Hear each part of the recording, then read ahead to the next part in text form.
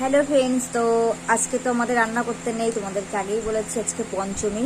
তো তোমাদের কাদের কাদের এই পঞ্চমীটা আছে, বাড়িতে রান্না করতে নেই একটু কমেন্টস করে বলো।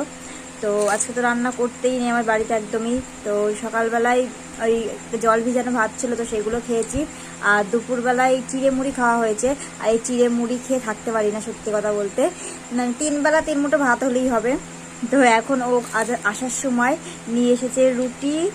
দাঁড়াও দেখাই তোমাদেরকে। তো এই দেখো, আসার সময় নিয়ে এসেছিল রুটি, আর এই যে পনিরের একটা তরকারি, আর একটা মিষ্টি। আর আমি তো মিষ্টি খেতে ভালোবাসি না, তাও একটু নিয়েছি। এটা কিরকম খেতে হবে জানি না।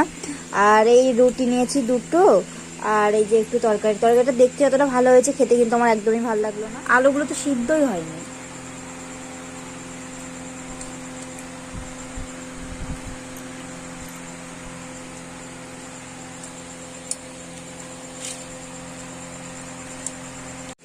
আজকে রাতটুকু এই এই খেয়েই কাটাতে হবে, তো কালকে আবার ভাত হবে।